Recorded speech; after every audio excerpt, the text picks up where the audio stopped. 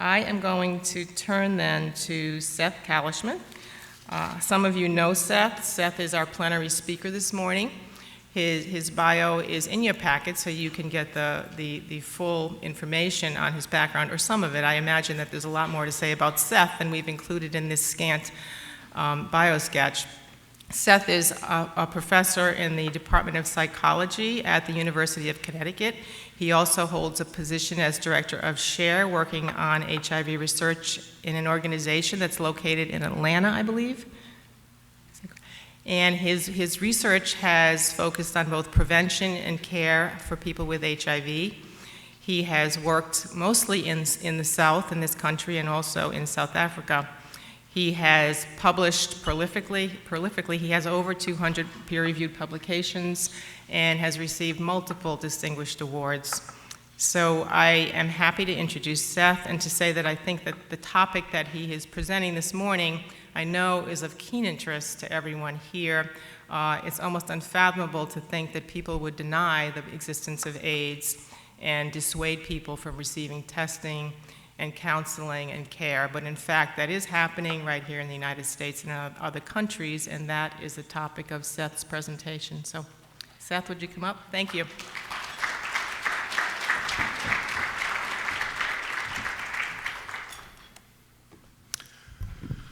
Well, thank you very much. I really want to thank, first off, CIRA. Are the lights going to be dimmed? If they are, that'd be great.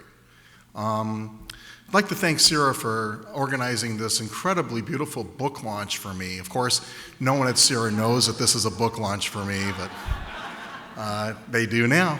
And what I'm going to talk to you about today is a topic that is, I think, interesting, but should be of greater interest. And so to start, I thought I would start with a quote from really one of the more famous and well-known mathematicians of his time, Serge Lang, who was here at Yale. He died relatively recently.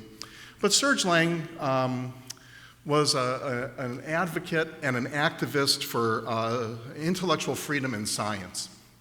And he, among his many quotes that are relevant to this talk today, Serge Lang said, "I do not regard the causal relationship between HIV and any disease as settled." And this was like in 1994.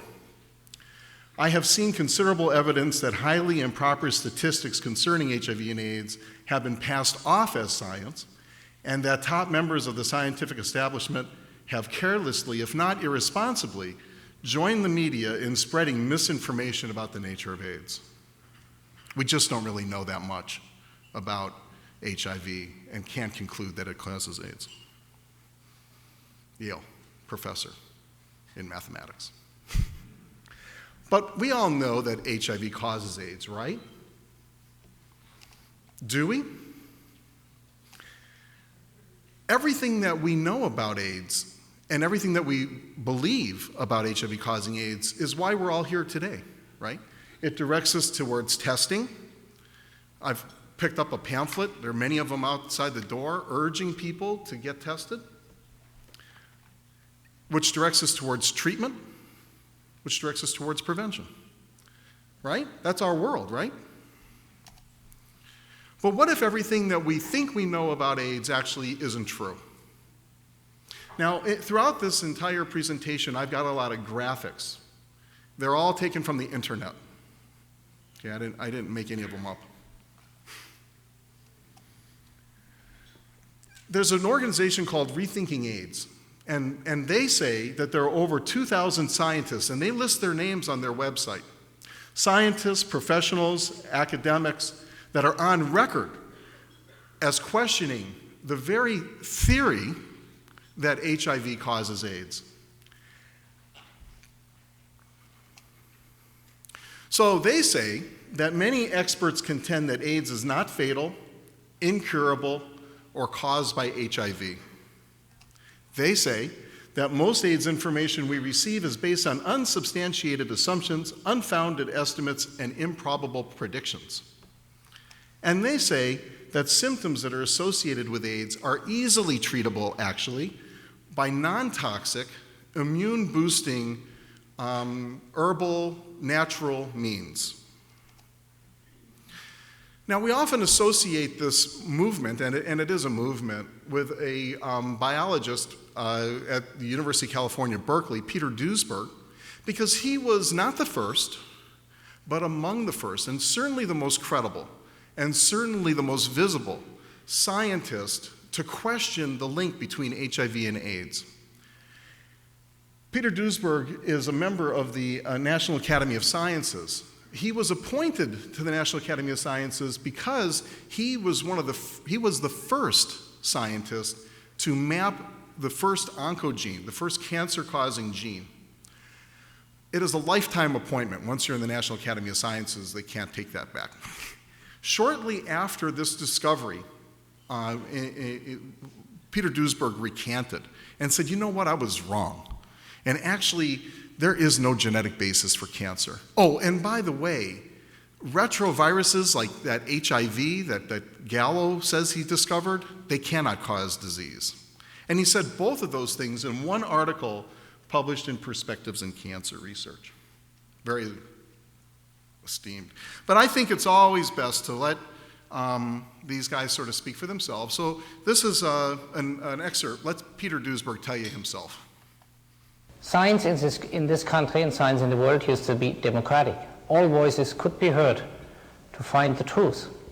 In particular, if we don't have the truth, if a hypothesis is as totally bankrupt as the virus hypothesis that hasn't saved one single life, we are killing 180,000 people with ACT, we are paying an army of 50 to 100,000 scientists who cannot even predict the spread of AIDS. That is the time to say, where's our market economy? Does that make sense? Is the patient getting its dollar's worth of treatment? The answer is clearly no. There is no hypothesis in biology that has been so unproductive, so unable to predict anything as the virus AIDS hypothesis. It is time to stand up and say, to call for alternatives. But it's difficult to do in our country because medical science is now a totalitarian field. It is entirely regulated. The money is entirely distributed from one institution, that's the National Institute of Health. And they have made up their minds before even one paper had been published on the subject in 1984, as we discussed half an hour ago, when Reagan was to be re-elected, and Gallo and Margaret Heckler announced the cause of AIDS had been found before one single study had been published. The papers that had subsequently been published by Gallo were since all shown to be fraudulent, fabricated material. Okay, so what most of you probably believe, right, is that HIV enters the body. It causes an immediate immune response, but the immune system can't suppress it. We produce antibodies, but they don't really work against the virus. And over a long period of time, years, HIV causes disease, ultimately AIDS, which is life-threatening. You know, but that's wrong. Okay, Duesberg says that's wrong. So what actually is the Duesbergian explanation then? Well, it's actually quite different. Okay, he doesn't dispute that AIDS exists, but what causes AIDS are environmental toxins, poisons that are in the environment, the foods that we eat, poverty, stress, and antiretroviral medications themselves, drugs themselves, heroin, poppers. Those are the causes of AIDS, and they are coincidental with finding HIV antibodies in a person. And most of you think that what happens with when HIV enters a cell is it takes over the cell and kills T cells, but that's wrong. Actually, HIV is a harmless passenger virus. It's coincidental. Many of us have it. We produce antibodies. It does not mean that we will develop AIDS. We develop AIDS if we live in poverty, if we abuse drugs. Once we test HIV positive, because we're put in those risk group categories, we start taking those toxic poisons, particularly AZT. Because you know AZT is a toxic poison. It's a DNA terminator. How could it not kill you? There have been a lot of books written on alternative theories of AIDS that tell you the things that I'm summarizing here. There were 3 books written in the last couple of years. These theories and perspectives on AIDS get into the mass media. Most visibly, a full spread article in Harper's Magazine in 2006. Discover Magazine has done a couple of full-page spreads on Peter Duesberg and his work. Most recently, in 2008, Mothering Magazine. We see these ideas coming into the mainstream media through a couple of primary outlets, but mass media, magazines, published particularly by the Guccione Group. There are full-length feature films on alternative perspectives on AIDS. Here is a trailer for an upcoming film.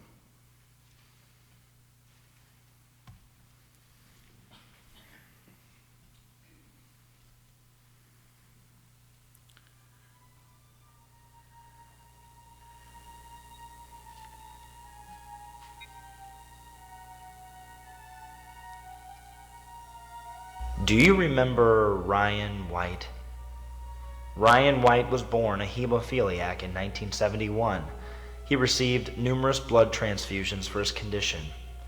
In December of 1984, he tested positive for HIV, the virus scientists claimed caused AIDS.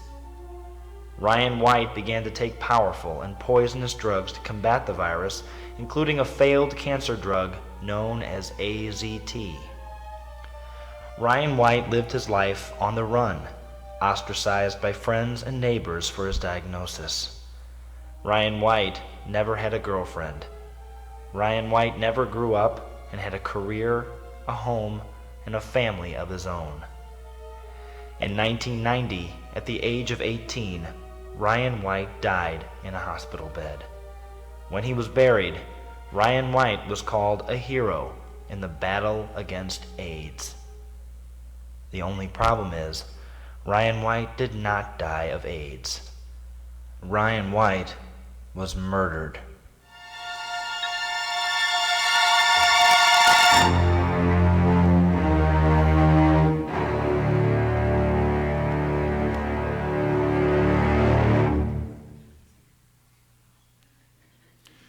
Now, I have to tell you, a rather careful Google search finds no website for a movie called Do No Harm. And the production company can't find that either. So I'm not so sure that there's a feature film coming, but there may be, because there are about a half a dozen others, mostly produced by a guy named Gary Null. Where we see most of this stuff is on the internet.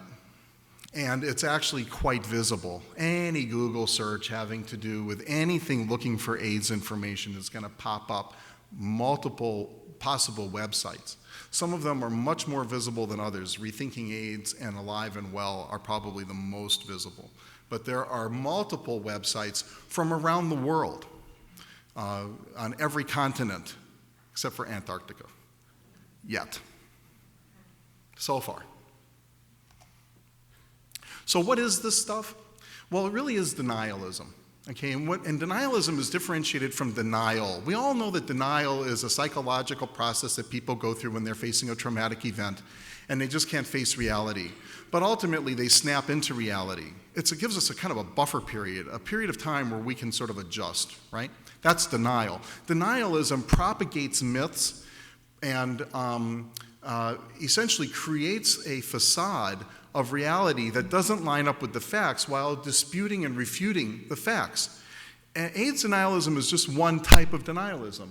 Very famous is Holocaust denialism. The Holocaust didn't happen. It's a contrived lie to justify the existence of the state of Israel. 6 million Jews just really weren't killed. 9/11 denialism or 9/11 truth-seeking, same thing, is another example. Global climate change denialism is another example. There is actually a flat earth society. There is a group of people that still claim that it is a hoax that the earth is a sphere. And there are people that belong to the flat earth society. And I know you think I'm making this shit up, but I'm telling you.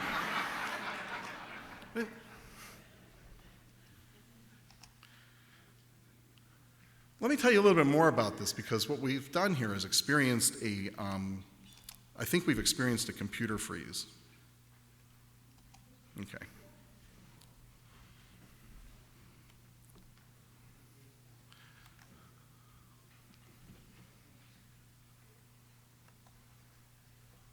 This is going to take me a minute.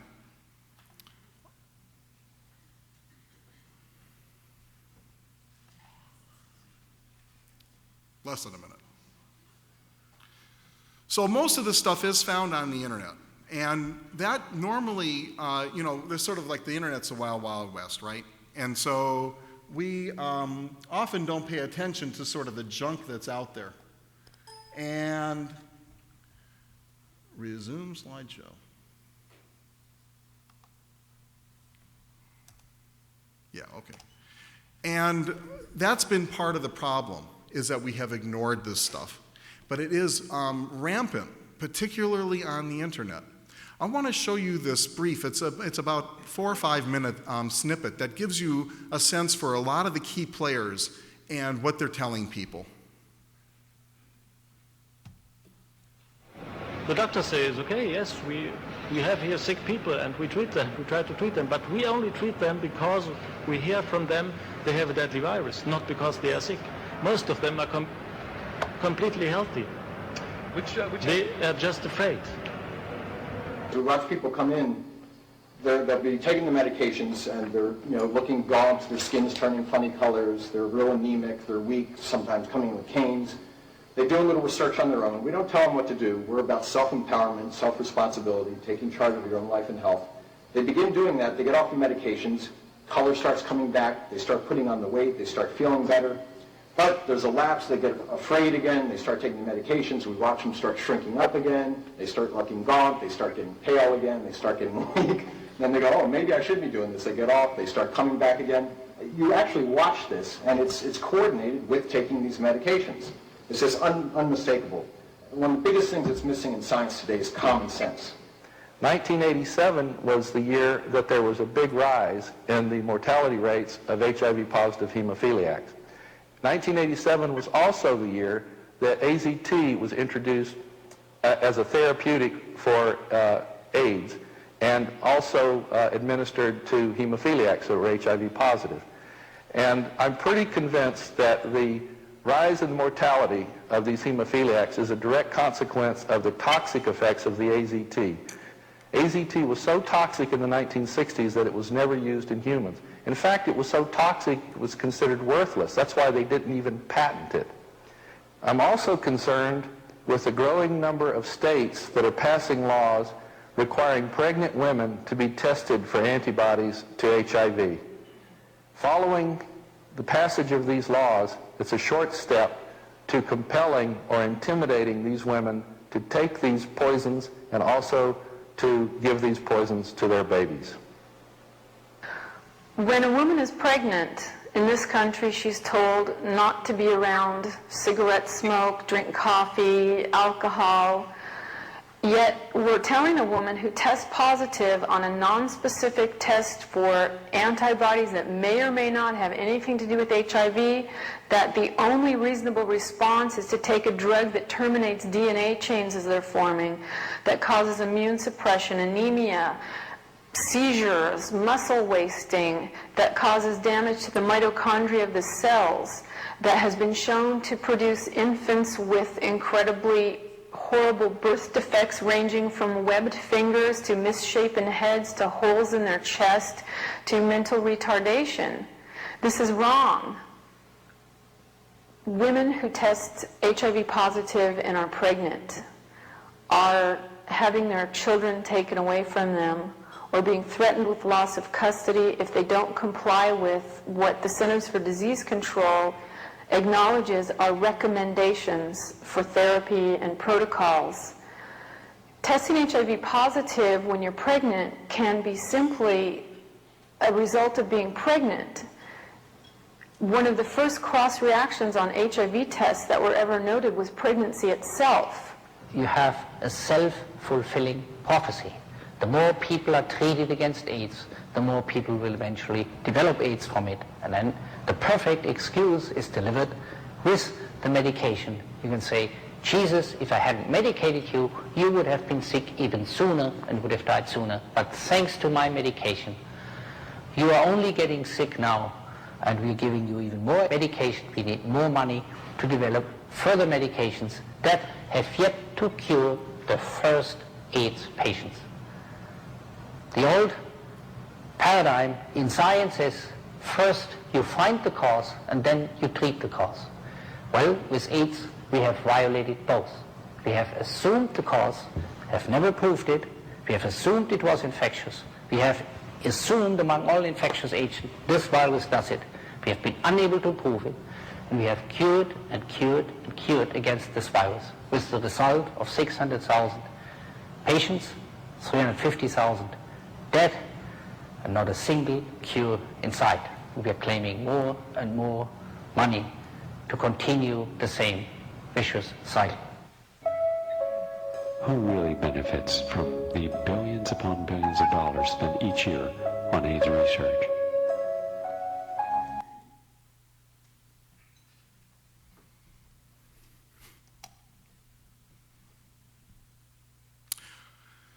All right, so there's a whole cast of characters in this, and I've really focused a bit on Peter Duesberg because, again, I think he's the most credible and the most visible for sure. So, but these snippets that I've taken are readily available, and I actually had to spend some time sifting through what might be most appropriate for this talk, because there are literally hundreds of them, and you can watch them yourself on YouTube. All you have to do is do a Google search looking, and what you would look for is AIDS cure, which is what I think an awful lot of people use those kinds of search terms when they test HIV positive. Who's most vulnerable to this information? People that are most desperate to find a cure. Brothers, sisters, and parents, as well as people who test HIV positive themselves. People who have kids that are HIV positive.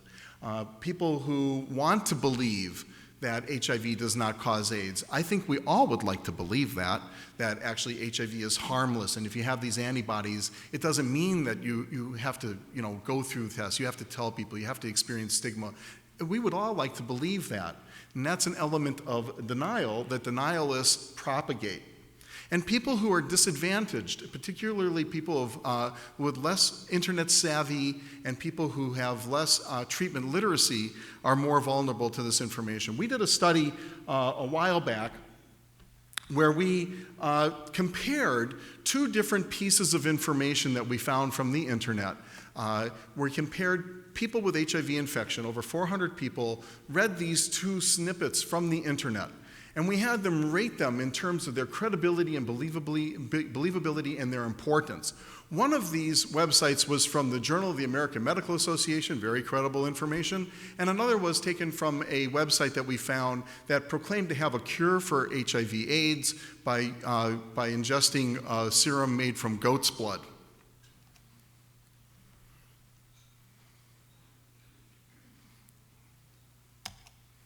And come on. Let's go. Whew.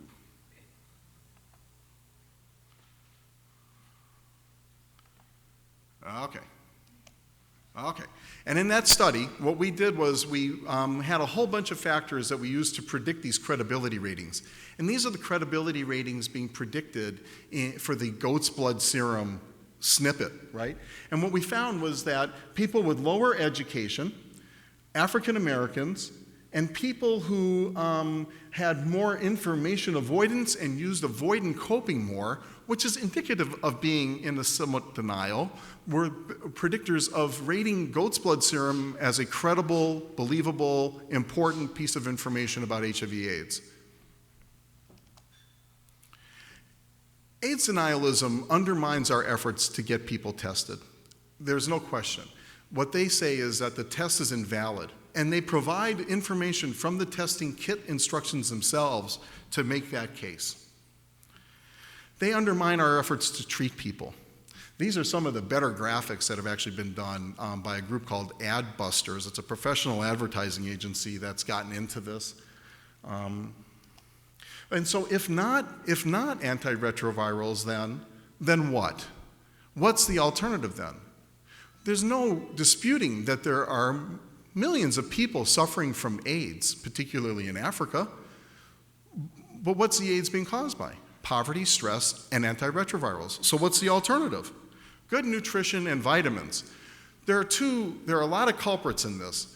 And in my experience over the past couple of years in meeting these people and sort of infiltrating their group, I assumed some identities and got to know some of them. And I don't really believe that most of these guys are evil. Most of them are pretty crazy, but they aren't evil. These guys, I think, are evil. This is Gary Null. He's based in New York City, and he sells vitamins and air filters and fans and kosher foods and books. He makes movies. He is a real profiteer, and he has a real stake in undermining antiretroviral therapies. In Africa, the real culprit was Matthias Rath, and he is really responsible for assisting the South African government in hijacking their public health policy, promoting natural remedies.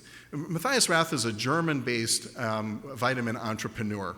And we do our research in Atlanta, and there's a buyers club and a sort of holistic treatment group that we've been affiliated with actually for some time. And I asked the guy who runs that group if he's familiar with Rath's products. He says, oh yeah, we carry a lot of Rath's products. He sells some good stuff. Okay? And so Matthias Rath is he's conducted unlicensed, unethical, what he called clinical trials along with David Raznick in South Africa. And most recently, the South African highest courts have proclaimed them illegal. AIDS denialists really are positioning themselves to try to influence public policy. They have a real target in this. Their poster boy, quite literally, is Robert Gallo.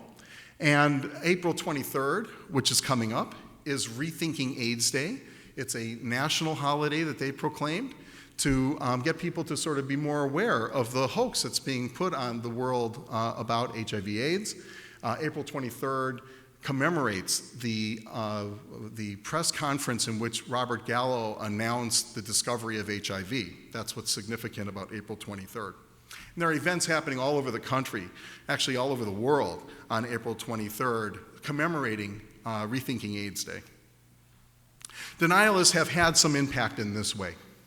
One thing that they were very successful at doing, a guy named Liam Sheff in New York City, was very successful in causing a whole lot of havoc around clinical trials that were being done with kids in orphanages in New York City. Kids that were HIV positive and were enrolled in NIH clinical trials for pediatric antiretroviral therapy. Those trials were stopped because of the AIDS denialist propaganda that Sheff was putting forward, and those kids were pulled out of treatment. The BBC did a documentary on this called Guinea Pig Kids, which they ultimately recanted, but they were persuaded by the denialists that this was a real phenomenon, the BBC. In Australia and in Canada, there have been efforts to use the science that HIV does not necessarily cause AIDS and that actually HIV may be harmless as a defense in cases where people are being prosecuted for intentionally and knowingly exposing people to HIV. After all, what's the harm? And the most celebrated case of this was Andre Penzine. And I know that you think I'm kidding, right? You think this is all a bunch of crap. You're saying That guy looks crazy. Is that really Andre Penzine? It is. That's really him. And he was prosecuted in Australia for exposing multiple women to HIV. The AIDS denialist came to his defense, literally, and he launched a defense in his trial that I didn't expose anybody to anything. There's no proof. AIDS denialists claim that we are all HIV positive because if you test all of our blood in its pure form, it'll come back positive. You know, you have to dilute blood before you can test it. Why is that? All right? So if you don't dilute it, everybody's HIV positive. And there have been articles published by them in their own concocted journals showing this pseudoscientific experiment to be true. And this is a sign that was posted in India. All blood is HIV positive, says Roberto Giraldo, who's now, he can never figure out if he's in New York or Brazil. He kind of is in both places. Well, who listens to this crap, right? I mean, it's sort of like under the radar. Who really cares what these people are saying? Well, Angela Hutchinson at the CDC did a great little study. They looked at gay men in like 5 different cities, 700 gay men. And you know what? 45% of gay men in the United States in 5 different cities agreed with this statement. HIV does not cause AIDS. Where do they get that from? These are gay men, supposedly the most enlightened, the most educated about HIV and AIDS in our country, right? 51% said that HIV drugs can harm you more than help you. These are purely denialist beliefs. In our own research, a study that we're in the middle of right now in Atlanta, 36% of our HIV positive people that we're studying in Atlanta, the sample will grow to 350, but with 183 people, a third of our people say that there is a debate among scientists about whether HIV even causes AIDS. They agree with the statement there is no proof that HIV causes AIDS, almost a quarter of them. And a quarter of them say that HIV treatments do more harm than good. These are HIV-infected people living in Atlanta today. 12% say AIDS can be caused by malnutrition even if you don't have HIV infection. In a survey done in Houston, with 113 HIV-positive people, 63% endorsed at least one of several conspiracy beliefs, such as HIV was released on purpose by the government. Denialism and conspiracy theories and pseudoscience are all in the same pod. Almost 1,500 men and women living in Houston, 1 in 5 of them believe that AIDS is an agent of genocide created by the US government to kill off minority populations. And in the best study like this, Laura Bogart, who's now at Harvard, did a nationally representative sample of African Americans in a random digit dial, nationally representative sample kind of a study. And she found that 7% of African Americans, a national representative sample, say the medicine doctors prescribe to treat HIV is poison. 43% say people who take new medicines for HIV are really human guinea pigs for the government, almost half. Now, of course, we've earned that legacy in public health, right? We can't forget about the legacy of Tuskegee. What is influencing in the seeds that are planted that help denialism grow? In South Africa, Laura Bogart has found that 42% of STD clinic patients, very high risk for HIV infection, many of them HIV infected themselves, 42% say that medicines for AIDS do more harm than good. And patients who hold these genocidal beliefs are less likely to get tested for HIV. These beliefs have an impact on behavior. And nowhere do we see that more than in South Africa. Okay, and the legacy of denialism in South Africa, which always gets everyone's attention. I think we're doing a lot of harm here, but in South Africa, it was devastating. In the year 2000, the year that the AIDS conference was in South Africa, the South African president, Mbeki, became very convinced that there is a legitimate debate among scientists, excellent scientists who don't agree. And on his presidential panel, he split it. He created a facade of debate. Half of the scientists were AIDS denialists, half of the scientists were among the best scientists in AIDS in the world. Interestingly enough, the credible AIDS scientists were mostly South African. Most of the denialists were American and European white guys. Unbelievable.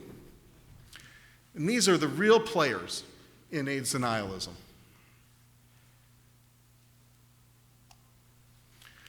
And, you know, it's been a point of incredible controversy even after the resignation of the former president, Thabo Mbeki, in South Africa. These are two great cartoons from the probably the best political cartoonist of our time, Zapiro. There you have the presidential AIDS panel led by the Mad Hatter. And there you have the health minister of South Africa at the time, up until September of 2008, holding back the sea of AIDS science at the Durban conference. So there's no mystery what was going on there, right? But what was happening was, as this sort of pseudo debate went on, antiretrovirals were withheld from South Africans, and the effects are very clear. The life expectancy in South Africa declined, just as it did everywhere else in Africa, despite South Africa's better economy, better standard of living, and their ability to have been providing medications. And why is that? Because AIDS is caused by poverty? Well, you know, South Africa's poverty isn't nearly as robust as poverty in perhaps, let's say, Bangladesh, where there's hardly any AIDS at all. But in South Africa, which is the most resourced country in Africa, AIDS is quite prevalent. And here we see a graphic that shows the decline of poverty, the increase in standard of living, the decline in poverty in South Africa over the same period of time that AIDS was accumulating, and still is. Recent mathematical modeling at Harvard has concluded that over 350,000 South Africans died as a result of the AIDS denialism and withholding antiretroviral therapy and the pushback on prevention. It's been shown that during this time, whereas Brazil and South Africa started out in the same place in terms of their AIDS epidemics, Brazil started preventing and treating right away, and South Africa did not. And we see the devastation in South Africa far greater, that's that solid red line, than the South African epidemic in '97 compared to the Brazil epidemic in 2004. And we see it in perinatal transmission. I'm almost done. We see it in perinatal transmission. Okay, in New York State, it's very rare now for a baby to be born with HIV infection. In Botswana, a country much poorer than South Africa, we see perinatal HIV transmission much declined, much more like New York now. But in South Africa, more than 35,000 South African pediatric HIV infections could have been prevented with the administration of antiretrovirals, but it was withheld. So what do we do about it then? What can we kind of conclude? AIDS denialism exists. And in my view, it's growing. Mostly as the internet becomes more accessible, there is no longer a digital divide. So my suggestions are that we don't ignore it. When you see it, you address it. We have, as AIDS scientists and practitioners, we've ignored AIDS denialism and said, oh, it's just a bunch of kooks and crazies. If we ignore them, they'll go away. That hasn't happened. We should not debate with AIDS denialists. It creates the impression that there is a debate. And we are really inclined to do that. I'll show them they're wrong. You cannot win a debate with an AIDS denialist because they're not playing by the rules. They're not going to yield to facts. There's always an answer. And there are tactics, like moving the goalposts and cherry picking. There are real tactics that are associated with denialism, and not just for AIDS. And I think that we should really expose AIDS denialists for what they are. And what they really are is frauds and entrepreneurs and egocentric academics and angry old men, and that's what we should really be, I think, exposing them as.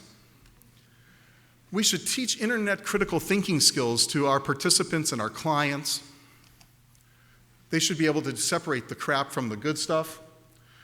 We should get involved in AIDS education. It is a myth that we don't need to do that anymore because we've been doing it for so long. What's tiring about AIDS is it's a new generation all the time. The gay men of today that are, 18 to 24 didn't get the AIDS education of the 90s. We should, as scientists, effectively communicate our research findings, and we are really piss poor at this. We're really bad at it. And then the media even can misconstrue our miscommunicated findings worse, and that gives denialists the opportunity to cherry pick things that just aren't true. And we really should promote AIDS science literacy. And that's what's great about AIDS Science Day, is it's a contributing factor to promoting AIDS science literacy. So let me tell you that there's a book that I wrote that's my whole experience about this, and I actually find it distasteful to promote books. I got a book to sell, but what's cool about denying AIDS and why I am shamelessly promoting it is because the antiretrovirals, the royalties are being donated to buy antiretrovirals in Africa, mostly because I figured that would really get the denialists pissed off. So there are there's one great website that is really on top of the whole AIDS denialist issue. It's called AIDStruth.org. It is the anti-Rethinking AIDS website. And then I created an author's blog, actually, that has been getting a bit of play. It's been kind of a cool experience to have a blog. The denyingaids.blogspot.com is my way to sort of keep people posted on what's happening in AIDS denialism, because there seems to be something new every day. Thank you very much. Oh, and books for sale in the back corner. Books for sale in the back corner, and royalties. Okay.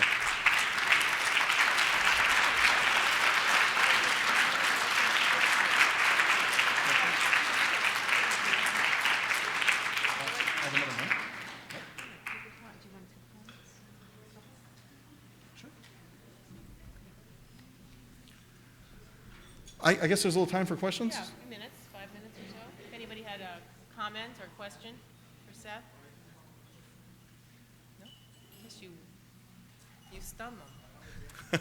All right. Well, I think we got one here. You're going to have to really yell it. I might not be able to hear you.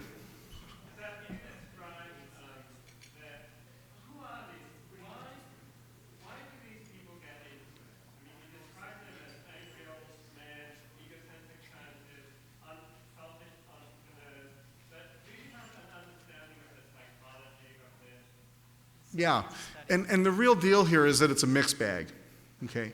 So I corresponded with a number of these guys over a year and a half period. I went to a meeting and I met Peter Duesberg and David Raznick, and so I actually feel like I did sort of get to know some of them fairly well. And it's just a real mixed bag. And I mean, for example, with Peter Duesberg, there's a lot of people who have written and say that Peter Duesberg is essentially fundamentally a narcissist. And I think that there is some truth to that. But there is no question, I have no doubt in my mind at all, that Peter Duesberg really believes that everything he says, that he's not just sort of lying, he's not a psychopath who's trying to cause harm. He really believes it. Peter Duesberg, I had him sign a copy of his book for me, and he didn't know it was me, but for me, and he looked me dead square in the eyes. I was 3 inches from him. And he said, you know, this is not an infectious disease. There's no vaccine for this. And he really believes it, okay? And so there's that, there's a sort of narcissistic, blinded kind of academic who's really entrenched in his own anger and bitterness. And I think that's true for him and a few others. Then there are others who have something to sell, like the Raths and the Nulls. And then there are others who are really kind of gravitated towards this as libertarians. So there's a strong movement within AIDS denialism that are actually libertarians, the political group, the Ron Paul types, who say, you know what, the government is basically screwed. And you can't trust anything the government says. And this whole Gallo thing was a government fiasco that was really underwritten by the pharmaceutical industry. Conspiracy thinkers. So it's a real mixed bag. You can't say that there's one thing. And you know what? They don't concern me. They don't concern me. It's the people that might be listening to them that concern me. The people who test HIV positive and are looking for information and are confused. It's like what Jim Curran said. Just when people need good information is when these guys try to confuse them with bad information.